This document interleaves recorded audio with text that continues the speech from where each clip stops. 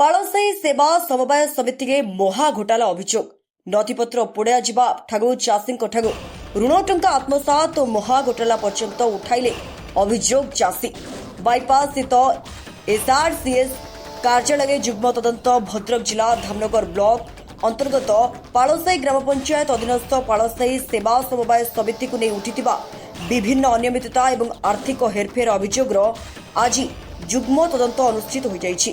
Bhadrak bypass ସ୍ଥିତ ଏସ୍ଆର୍ସିଏସ୍ କାର୍ଯ୍ୟାଳୟରେ ନିର୍ଦ୍ଧାରିତ ସମୟରେ ତଦନ୍ତ ପ୍ରକ୍ରିୟା ହୋଇଥିବା ବେଳେ ଅଭିଯୋଗ ସହିତ ସମ୍ପୃକ୍ତ ବିଭିନ୍ନ ପକ୍ଷ ଉପସ୍ଥିତ ରହି ନିଜ ନିଜର ବକ୍ତବ୍ୟ ଏବଂ ପକ୍ଷ ସମର୍ଥନରେ ଆବଶ୍ୟକ ତଥ୍ୟ ପ୍ରଦାନ କରିଥିବା ଜଣାପଡ଼ିଛି। ପାଳସାହି ସେବା ସମବାୟ ସମିତିରେ ନଥିପତ୍ର ପୋଡ଼ାଯିବା, ନିଯୁକ୍ତି ପ୍ରକ୍ରିୟାରେ କଥିତ ଅନିୟମିତତା, ଦୀର୍ଘ ଦିନ ଧରି ବାର୍ଷିକ ସାଧାରଣ ବୈଠକ ନ ହେବା, ସମ୍ପାଦକଙ୍କ ଅନୁପସ୍ଥିତିରେ ତାଙ୍କ ସମ୍ପର୍କୀୟଙ୍କ ଦ୍ୱାରା ନଥିପତ୍ର ପରିଚାଳନା ଏବଂ ଚାଷୀଙ୍କ ଋଣ ଟଙ୍କା ହେରଫେର ଭଳି ଗୁରୁତର ଅଭିଯୋଗ ଉଠିଥିଲା।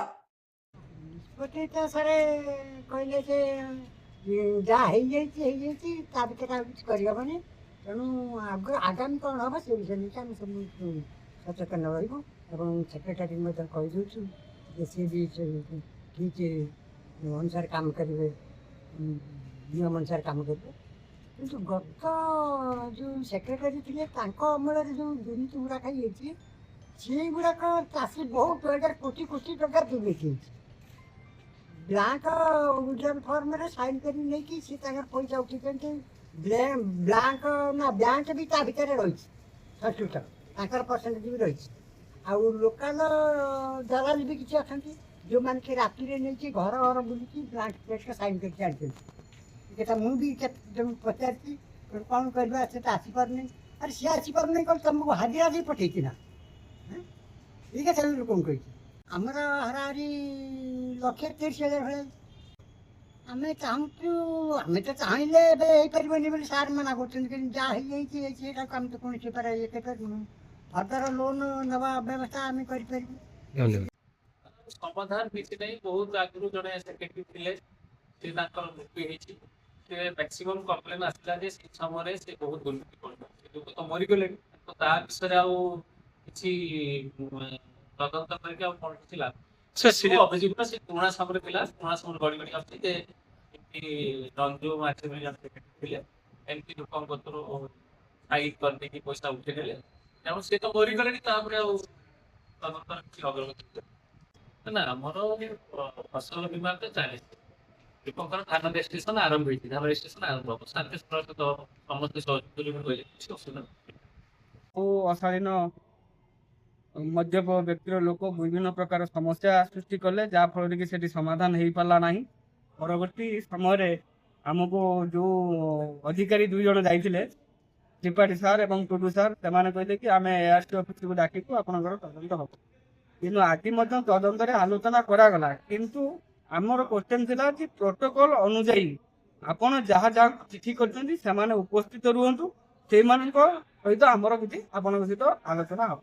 କିନ୍ତୁ ସିଏ କ'ଣ କଲେ ନା, ମୁଁ ଦେଖିଲି ଅଫିସର ମଧ୍ୟ ତାଙ୍କ ସହିତ ସମ୍ପୃକ୍ତ ଅଛନ୍ତି, ଖାଲି ଆମ ସହିତ କଥାରେ ହଁ ହାଁ ମାରୁଛନ୍ତି, କିନ୍ତୁ ଭିତରି ସମ୍ପର୍କ ବହୁତ ରହିଛି।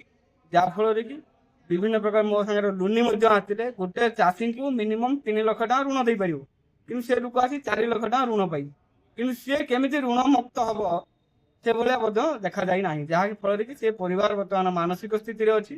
କିନ୍ତୁ ଆମେ ଆଶା କରୁଛୁ ଯେ ଅଫିସରଙ୍କ ଠାରୁ ଆଶା କରୁଛୁ, ଜିଲ୍ଲାପାଳଙ୍କ ଠାରୁ ଆଶା କରୁଛୁ ଯେ ତଦନ୍ତ ସଠିକ୍ ରୂପେ କରାଯାଉ ଏବଂ ବିଭିନ୍ନ ପ୍ରକାର ଯେଉଁ ସମସ୍ୟା ଅଛି ସମସ୍ୟାରୁ ମୁକ୍ତ କରାଯାଉ। ଏବଂ ସେଠି ଯେଉଁ ଅଧିକାରୀ ଜଣ ଅଛନ୍ତି ସେମାନେ ଯେହେତୁ ଦୁର୍ନୀତିରେ ସେମାନଙ୍କର ସଠିକ୍ ତଥ୍ୟ ନାହିଁ, ସର୍ଭିସ୍ ବୁକ୍ ନାହିଁ, ଚାକିରି କରିଛନ୍ତି, ସେମାନଙ୍କୁ ଆଉଟ୍ କରାଯାଇ ସେଠି ନୂଆ ନିଯୁକ୍ତି, ପୂର୍ଣ୍ଣ ନିଯୁକ୍ତି କରାଗଲେ ଏଭଳି ସମସ୍ୟା ଆଉ 2 ପଞ୍ଚାୟତରେ ଦେଖାଯିବ ନାହିଁ। ନା ଯେଉଁମାନେ ଭୋଟ ଦେଇକି ତାଙ୍କୁ ପ୍ରତିନିଧି କରିକି ବୋର୍ଡ ମେମ୍ବର କରିଥିଲେ, ତାଙ୍କ ପେଟକୁ ନାତ ମାରିକି, ଯେ ପେଟକୁ ଅନେଇବା କଥା, ପେଟକୁ ନାତ ମାରିକି କିନ୍ତୁ ସେକ୍ରେଟାରୀ ପିଠିକି ଆଉଁସୁଛନ୍ତି। ତାର ଅର୍ଥ ହେଉଛି ଅର୍ଥ।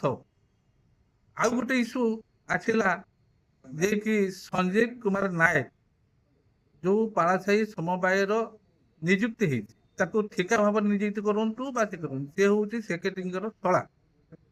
କୋଠାର ସମବାୟ ସମିତିର ସେ ଯେଉଁ କାର୍ଯ୍ୟରତ ଥିଲେ ସେଇ କୋଉ ଗ୍ରାଉଣ୍ଡର ତାକୁ ନେଇକି ପାଳସାହି ସମବାୟର ରଖିଲେ।